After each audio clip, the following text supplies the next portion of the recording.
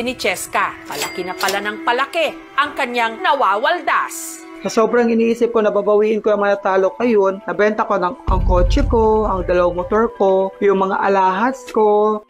Dahil din sa scatter, nasira ang relasyon niya sa Briton niyang fiancé na taga-UK.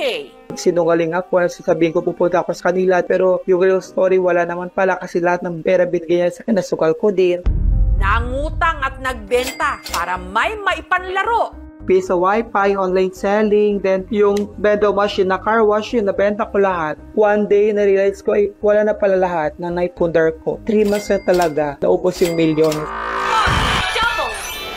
Dati-rati, may makita kang mga water dispenser dito at may mga malaking TV and nawala po talaga lahat. Inisan ako ng yung puhunan po, magtitinda-tinda. Binigyan niya po ako ng pera na 20K. Ano yan? Pero ang mga kasinungalingan ni Arlene, nabuko ni Mister. Nagalit po ako eh. Hindi ako siya makita. Hindi ko siya kinakausap. Hiwalayan ko na sana. Ang hirap kumita ng pera eh. Tapos susugal na lang. Alang-alang sa kanilang anak na naig pa rin kay Jerry, hindi niya tunay na pangalan ang pagpapatawad. Na-realize ko rin, sir, baka magbago siya. Tsaka mahal ko rin po talaga eh. Pero si Arlene, hindi pa rin tumigil.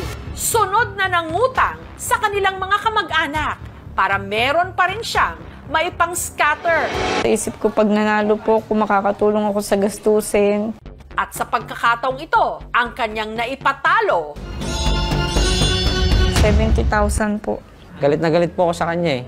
Hindi mo pwedeng galawin pera ng bata yan eh. Sinagad ko na lang po yung savings namin na natitira para pambayad dun sa mga inutangan niya ulit. Sarili ko na lang iniisip ko, hindi ko na sila inisip. Parang naging addiction na po, na hindi ko na siya makontrol. Ako nga, hindi nagsusugal eh. Sabi ko sa kanya, tapos ikaw nasa bahay ka lang, susugal ka. Hindi mo nakikita yung sakripisyo ko.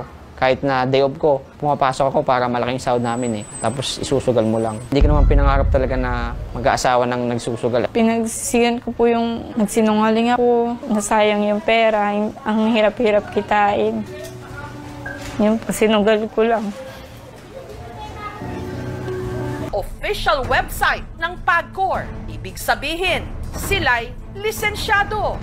Nag-email ang aming team sa namamahala, nagpo-promote ng online game na ito para hinga ng kanilang komento sa mga kaso ni Cheska at Arlene. Pero hindi sila sumagot sa aming mensahe. Pero sa aming pananaliksik, maraming sites kung saan pwedeng maglaro nito. Sinubukan naming hinga ng pahayag ang PAGCOR tungkol sa mga kaso ng pagka-addict sa online game na ito. Pero hindi muna sila nagpaunlak ng panayam dahil abala pa raw sila sa kanilang relief operations dahil sa bagyong Karina at ng Habagat. Huwag nyo na pong subukan kasi madasira lang ang buhay nyo. Wala pong yumayaman sa sugal. Sa mga kagaya ko pong mga nanay po, itigil na lang po kasi nakakasira lang po ng pamilya.